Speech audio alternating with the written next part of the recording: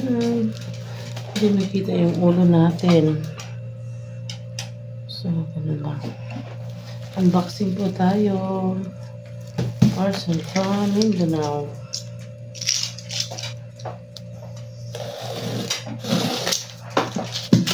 Ayan. Nakasil talaga siya.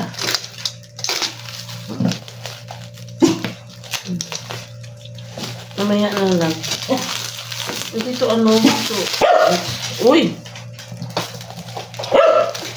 Ito na mag... Ito na niya. Ano kung ba ito? Ganyan ko nung buksan.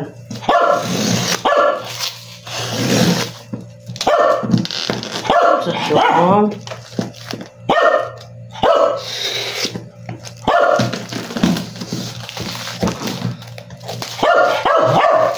Nga.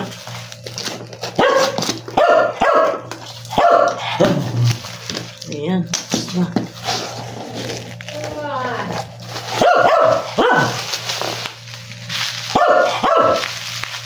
Ayan. At saka. Ayan lang to. Ayan. Ay. Musik.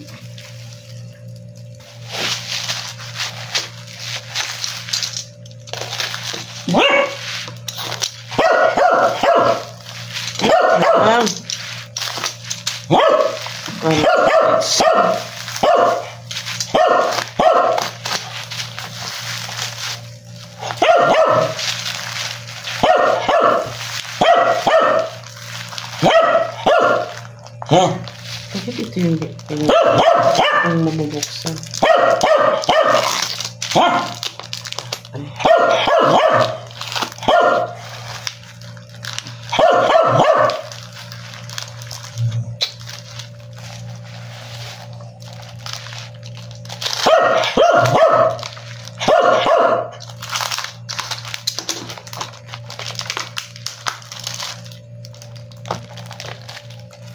Ay, naku. Ayan, guys. Nalipat natin ito ng lagayan. Ayan. Uyap.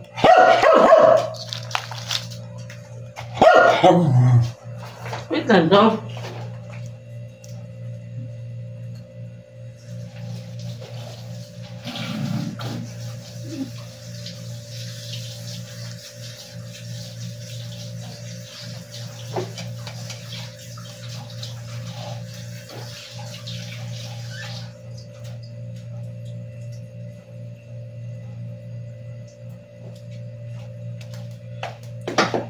Next, ito.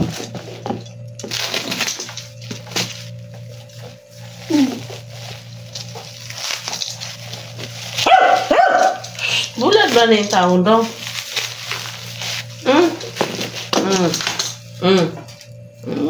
Pasagod-sagad ka lang.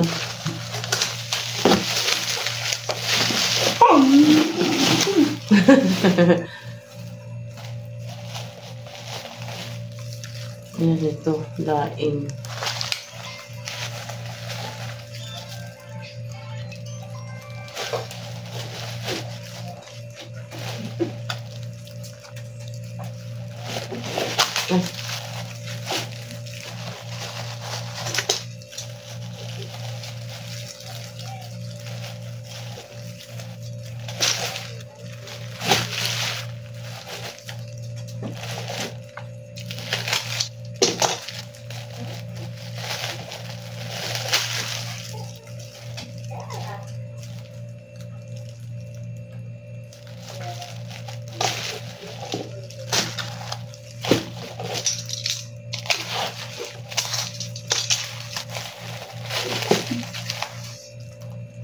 Ayan.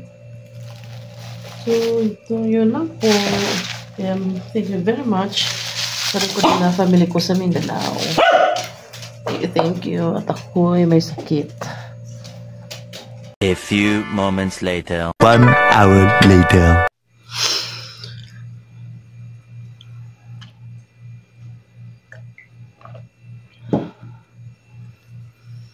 Hello there. Kumusta tayong lahat? Well, for me, um, hindi ko na-enjoy yung Christmas kasi nilagnat ako. By 24, medyo may, kasi nga yung husband ko yung unang nilagnat. Pero madali lang nawala sa kanya. Noong 24 ng gabi, medyo na-feel ko na medyo pangit yung pakiramdam ko. Pero, yun, parang kami dito sa loob, sa bahay. Kainan, bigay ng gift, ganyan.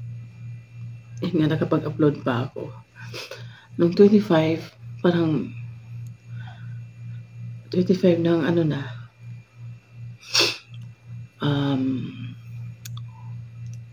day na, talagang naramdaman ko na pangit talaga yung pakiramdam ko, as in, until dumating yung mga pinsan na asawa ko, o pamangkin. Naulan na. Nung binuksan ko yung gate, naulanan ako. Talagang continuous na yung ko, parang mainit yung nasa loob ng katawan ko. Pati yung tiyahin ni hubby, ganun din yung naramdaman niya.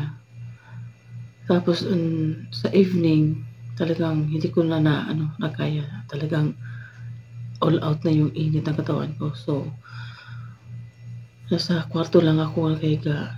Dapat sana 25, mamasyal kami. Kung ganyan, nakaplano na kami ni husband. Punta kaming SM, ganyan. Walang nangyari kasi nga maulan. Saka yung pakiramdam ko nga ang pangit. Parang kunti na lang na yung kinagabihan na, yun na, lumabas na yung lagnat. Ewan ko kung hindi na ako nag-temperature at thermometer kasi lagnat na talaga siya. Kaya pa naman hanggang ngayon, 25, 26, 27, 27, kanina, mga 12, tulog lang ako ng tulog sa mga araw na yan, 20, 26, hanggang kanina, 27, tulog lang ako ng tulog. Tapos ang sakit-sakit ng katawan ko, para akong yung likod ko, yung katawan, yung ulo ko, para bang, sabi-sabi, gibangang-bangagan. Pinapalo-palo na sobrang sakit ng katawan, ganyan. So, trangkaso siguro. Alam niyo ba na hindi tumalab yung gamot na una kong ininom?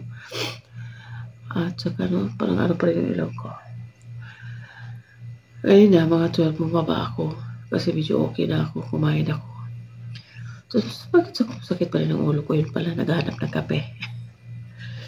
Yung Nescafe Black. Yan, uminom ako. Nawala yung sakit ng ulo ko. Siguro bukas okay na ako. Pero wala naman yung wala na yung mga sakit-sakit sa katawan. Ganun. Pero pag tumayo ako, parang nahihilo pa rin ako. Parang yung ulo ko ang gaan-gaan. Normal na siguro yun sa nilalagnat. Fully bukas, okay na ako, Sabado. Ay, but thank you. But una sa lahat, maraming salamat, Lord, sa pagaling. Sa lahat-lahat ng blessings. Merry Christmas, Happy Birthday, Jesus. Kumusta naman yung mga Pasko natin dyan? Siguro marami kayong natanggap ng mga regalo. Ako, shirts at saka t-shirt. Ganon. Si brother-in-law, shirts yung binigay sa akin. Alam niya na mahilig ako sa shirts. At saka si sister-in-law, t-shirt din na medyo maluwang-luwang. Alam din nila yung gusto ko. Kami nga dapat nung 23, 24, mamimili na kami. Kaso, unang nilagnat si Mister at saka din ako. Nagkahawaan kami. Buti na lang yung tiyahin ni Mister. Gumaling ka agad na wala yung lagnat niya. Ako lang yung napuruhan sa lagnat. As in, talagang ang sama. Buti si mother-in-law hindi na nahawaan. So, ito marado yung ilong ko. Alam mo, imin ako ng Planax, same days, Bioflow.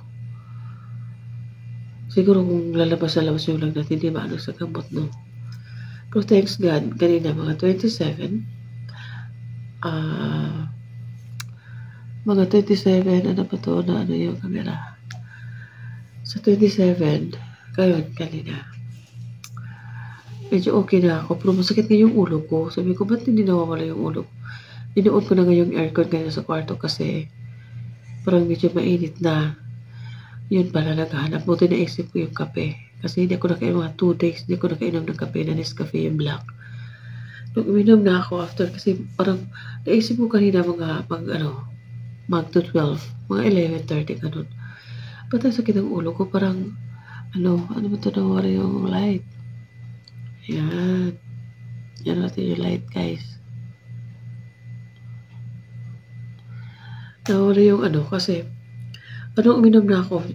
Nawala. Yun pala kape. So, okay na ako. Wala na akong lagnat. Yung ulo ko lang yung medyo kumain na rin ako. Nagluto ko ng itlog at saka yung tuyo na pinadala ng mother ko from Mindanao. Nagluto ko ng 4. Tapos yun ang kinain ko para mag-appetite yung So, I'm so much grateful and thank you sa husband ko kasi kahit galit siya sa trabaho, pag uwi niya, inasikaso pa rin niya ako. Nagdala ng pagkain, gatas, ginigising niya ako kasi gusto ko lang matulog. Yung mga nung nakaraan, gusto ko matulog, ako makatulog sa sobrang init ng katawan ko at lamig. Parati akong chill, ganon. Tapos, init, ganon ba? Hindi ka makatulog kahit gusto ko matulog. So, ayun, yun lang po. Maraming salamat sa Panginoon. Tataging okay na ako, nawala yung lagnat. Hindi na kami makapag-rides. Rides na naman iniisip. Sabi ng susuelo ko, baka daw yung tumbungan na to sa kakarides namin ni Mr. Paano, gusto na namin magra-rides na sa Mr. Stress reliever niya. Sa trabaho niya na minsan, stress sa trabaho ko niya, gusto niya magra-rides pa mula yung stress. Kaya syempre asawa, i-support natin yung stress reliever niya, yung pagra-rides. Ay, nako. Anyway, mag-New Year na guys. Kaya kita-kita tayo sa New Year, kung anong mga kaganapan. At ito wala pang ligo. Alam mo, 2 araw na ako lang ligo. Yung buhok ko, na siya. Medyo, na yung ulo ko, mabigat. Wala nga ako ligo. Yung buhok ko, So, sa huli bukas makaligo na tayo. Ayan. Tali muna para So, it's na pala guys, mag 2:30 AM kasi natulog kanina hanggang 10 PM. Nakatulog ako, nagising ako, nagutom, bumaba ako. Na sana ako patulog-tulog na. Parang tinutulog na yung gutom. Hindi ka na makatulog sa gutom. Bumaba na ako at kumain. Kaya yan. So, ano ba? Christmas Day. Thank you pala guys sa pag-support sa amin, sa channel namin, Lavender S. Thank you sa pag-like, share, and comments, especially to Ate Babes Vlogs na andito parate, nakasuporta siya sa akin. At ano pa ba? Nakasupport siya sa akin at parang pag nakikita niya ako, talaga siya. Naka-like, naka-comment. Susuportin natin siya guys para yung monetization niya. So, thank you so much sa mga silent viewers. Maraming salamat po. Kahit hindi namin kayo maisa-isa, from the bottom of our heart, with my hubby, kami ay nagpapasalamat at taos-pusong pasasalamat sa inyo. At sana magtagumpay tayo sa vlogging natin na kasi dito tayo masaya, kung saan masaya doon tayo. So i-bless din tayo ni Lord na magkaroon ng sa mga konti lang na mga subscribers nagsisimula tulad namin. Alam natin na ma-achieve din natin yung mga gusto natin through sa vlogging, diba? So go lang tayo at i-push i-push na natin yung gusto natin mangyari sa mga vlogging natin. Kaya yun, dito lang po. Merry Christmas everyone at ako'y matutulog na. Please don't forget to subscribe, like, and share, at press the notification bell para updated kayo sa mga videos namin na ina-upload. Kaya maraming salamat at God bless everyone. Merry Christmas!